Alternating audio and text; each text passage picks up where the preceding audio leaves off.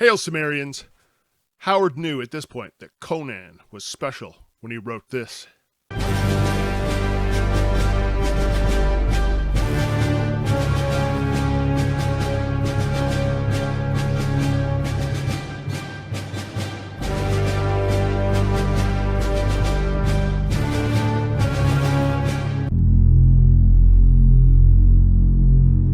Looking back is easy.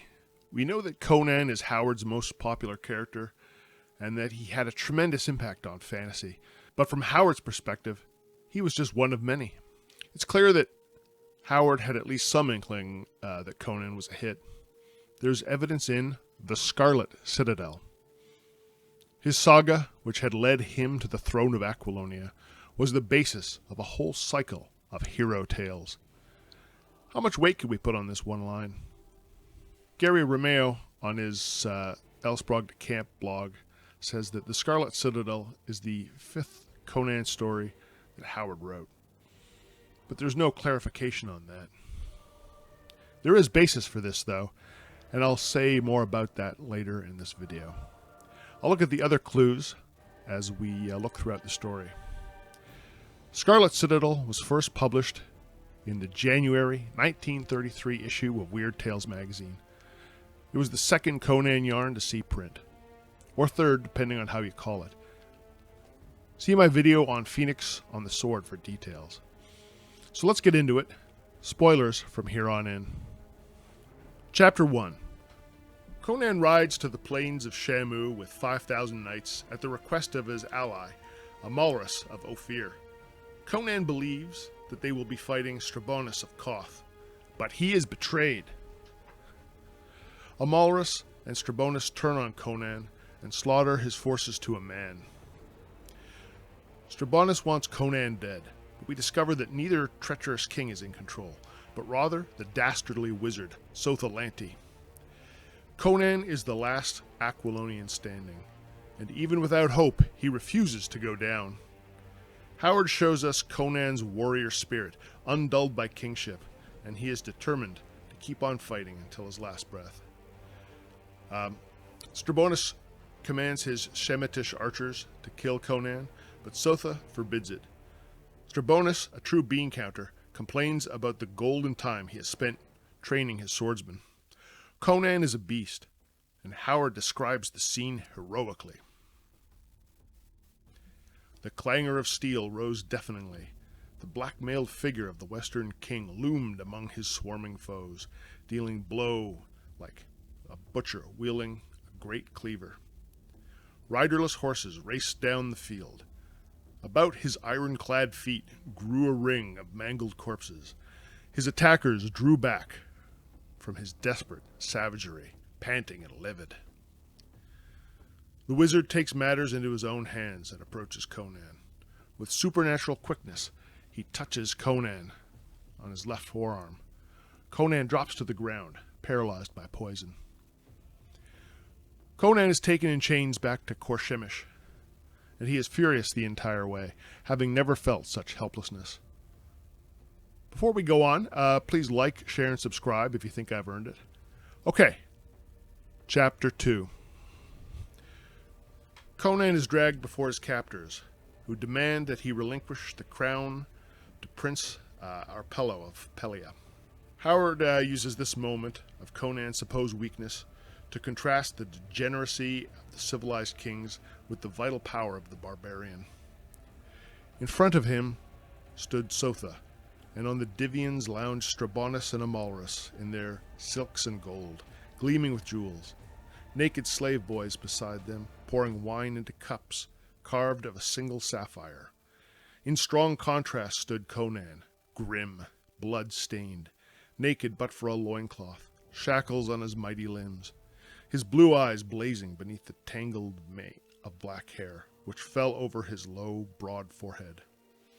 He dominated the scene, turning to tinsel the pomp of the conquerors by the sheer vitality of his elemental personality. And the kings in their pride and splendor were aware of it, each in his secret heart, and were not at ease. Only Sotha was not disturbed. Of course Conan won't give up his crown, and insults them. Howard writes 4 solid paragraphs of Conan's jabs, and they are spectacular. You should go read them. Here's one example. You sit on satin and guzzle wine the people sweat for, and talk of divine rights, of sovereignty. Bah! I climbed out of the abyss of naked barbarism to the throne, and in that climb I spilt my blood as freely as I spilt that of others. If either one of us has the right to rule men, by Crom it is I. How have you proved yourselves my superiors?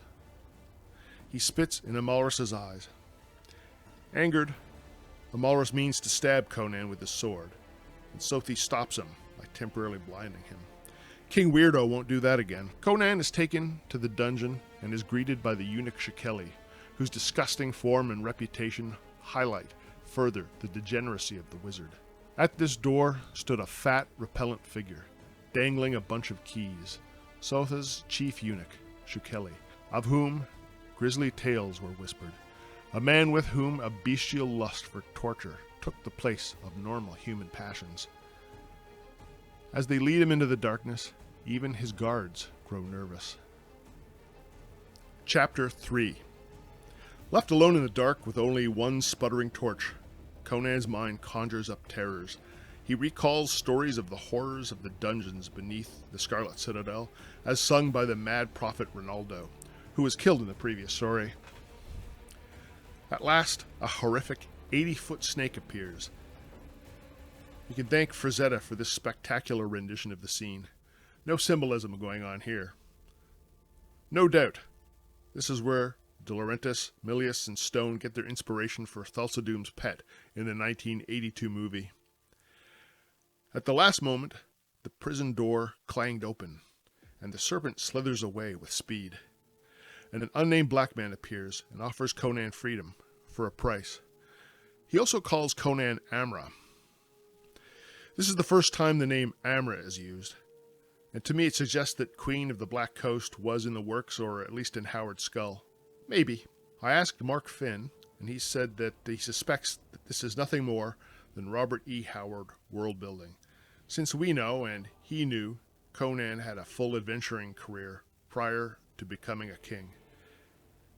He thinks that it was just a part of the process that REH had. Back to the tale. Unfortunately for Conan, the keys, the sword, and the possibility of freedom are simply devices to taunt him. The man wants blood. Do you remember the sack of Abombi, when your sea wolves swarmed in? Before the palace of King Ajaja, you slew a chief, and a chief fled from you. It was my brother who died, and it was I who fled. With only surface research, you'll find many claims that Conan and Belit sacked Abombi, but Howard's tales don't confirm Belit's participation. It makes sense, but it's not canon. Again, Mark confirmed my suspicions that this was an invention of rascally Roy Thomas. Now Conan enjoys a kingly bit of luck. Before the man can strike him, the snake returns and... gulp. The stricken man drops Conan's sword and keys just within reach of Conan's toes. Freed from shackles, Conan takes the torch and his sword, explores the dungeons. It was right here that I could feel the dungeon master leaning forward with a "what next" expression on his face. Gygax and Arneson certainly took scenes like this to heart. It feels like an old-school dungeon delve. Conan finds the door to the prison, but it can only be opened from the outside. Here, Shikeli comes to mock him, only to be gutted by a strike through the bars. Shikeli is dead, but Conan is still trapped. Conan continues his dungeon crawl and hears a woman's voice weeping piteously. What he finds, Howard describes in vivid and repulsive prose. Its unstable outlines somewhat suggested an octopus, but its malformed tentacles were too short for its size, and its substance was a quaking, jelly-like stuff, which made him physically sick to look at. From among this loathsome, gelid mass reared up a frog-like head, and he was frozen with nauseated horror to realize that the sound of weeping was coming from those obscene, blubbery lips. The noise changed to an abominable, high-pitched tittering as the great, unstable eyes of the monstrosity rested on him, and it hitched its quaking bulk toward him.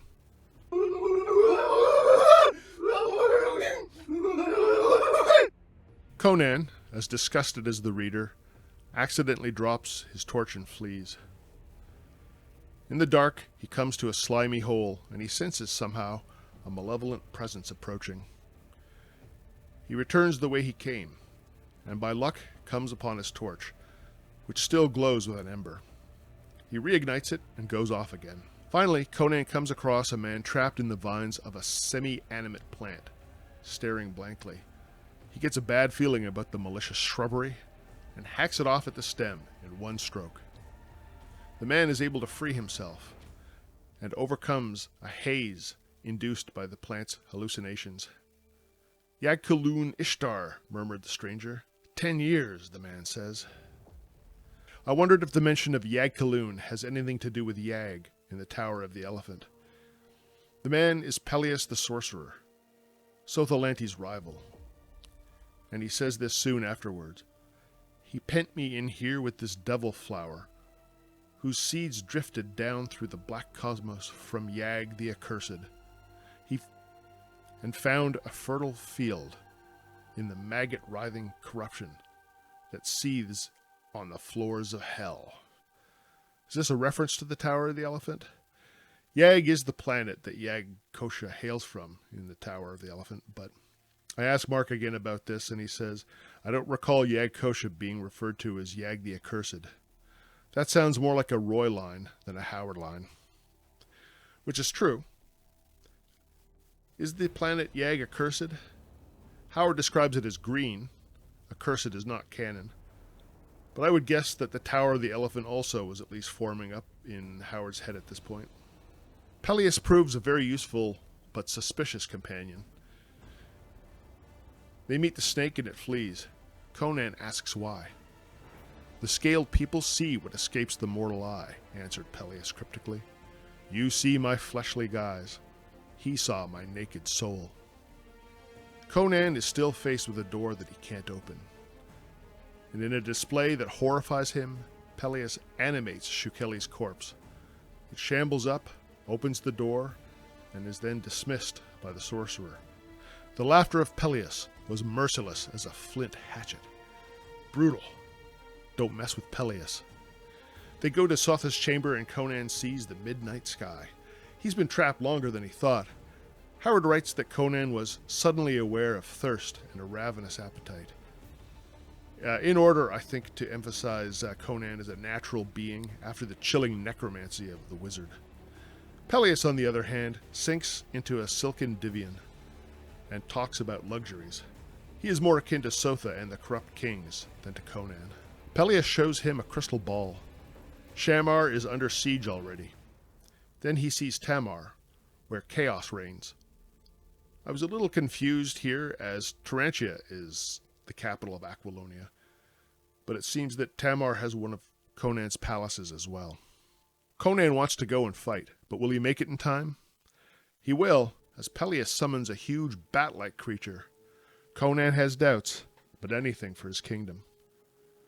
With a great rush and thunder of titan wings, the creature took air, and the king grew dizzy as he saw the lights of the city dwindle far below him. Ugh, what a great scene, worthy of a 1980s metal album cover. Chapter 4. Tamar is in riot, fueled by whispers spread by Sotholante, and possibly sorcery. Count Trocero remains loyal and tries to restore order, but it's a losing battle. Publius, Conan's loyal chancellor, is tossed into prison. Prince Arpello, no better than a Stygian dog, is quick to assume power. Howard takes us on a tour through the streets of an empire crumbling. It's an okay read, and I can see why Howard put a buffer between chapters 3 and 5, but it's the weakest chapter in my opinion. Thankfully, it ends on an epically high note, with more of Howard's unbelievably good prose. Out of the crimson dawn came a flying speck that grew to a bat, then to an eagle. Then all who saw screamed in amazement. For over the walls of Tamar swooped a shape, such as men knew only in half-forgotten legends. And from between its titan wings sprang a human form, as it roared over the great tower. Then, with a deafening thunder of wings, it was gone, and the folk blinked, wondering if they had dreamed. But on the turret stood a wild, barbaric figure, half-naked, blood-stained, brandishing a great sword. Yeah! Oh shit, yeah! It's Conan! Yeah, there he is! Whoa, yeah! It's Conan! Yeah! Yes! So metal! Chapter 5. Now we get a taste of the siege from Strabonus and Amalrus' viewpoint. The siege is overcoming resistance, but the brave Aquilonian defenders are still holding on. There are signs that something is off when the great lion banner of Aquilonia appears. "Ishtar preserve us!" shrieks Strabonus, paling. "It is King Conan!" Sotha realizes right away what happened. This is the work of Peleus. Curse him! I feel his hand in this. May I be cursed for not killing him when I had the power. Conan is still outnumbered, but Sotha still feels the need to call upon the power of darkness for aid against the vital power of the barbarian king. "Charge and crush these dogs! We shall yet feast in the ruins of Shamar tonight. O Set!" He lifted his hands and invoked the serpent god, to even Strabonus' horror. "Grant us victory, and I swear I will offer up to thee 500 virgins of Shamar, writhing in their blood." Well, a fun battle ensues. Amalrus is wounded by Prospero and promptly gets crushed. Conan charges in on Strabonus, who, of course, doesn't stand a chance. Conan then chases Sotha. A huge eagle appears and knocks Sotha from his steed. "You cannot conquer me. If you hack me to pieces, the bits of flesh and bone will reunite and haunt you to your doom," Sotha says. Conan does not care. He decapitates the wizard, and Peleus, in eagle form, swoops down and flies off. Then a hideous thing came to pass, for the headless body reared up from the sand and staggered away in awful flight on stiffening limbs, hands blindly outstretched toward the dot, speeding and dwindling in the dusky sky. Thoroughly creeped out, Conan is happy to see both wizards leave. Okay. A quick note on the timelines of when this was written. The Frost Giant's Daughter, rejected by Weird Tales in March of 1932, and not published till March 1934 as Gods of the North in the Fantasy Fan. Phoenix on the Sword is a repurposed Cull tale accepted by Weird Tales in April of 1932, second story. The Hyborian Age, Part 1 and 2, was published in The Fantagraph in 1936, but parts were used in Phoenix and the Sword at Farnsworth's request, so it's written earlier, and we covered that in the first video. I don't know if I would call that a tale in itself. It's more of a poem to sort of outline his world, but we'll count it. The God in the Bowl, written mostly around March of 1932, went unpublished till later. So that's 4. And finally, The Scarlet Citadel was published in January of 1933 in Weird Tales, and Howard got $140 for his troubles. Howard wrote a significant number of Conan stories in a 4-year period. Howard's most prolific character, I think, or close to it. Only Sailor Steve Costigan is up there with number of stories and word count, although I haven't actually crunched the numbers. Okay, some final thoughts. What can I say? It's a great tale with Howard's awesome prose and classic imagery. Giant snakes, black dungeons, Conan flying on a giant bat, and of course, the comparison between barbarism and vitality and civilization and its corruption. Just like the last story, it feels like there is almost too much happening, and Howard's solution is more gas. This is another 5-star rating on Amazon, but of course I'm going to rate it by Howard's other Conan tales.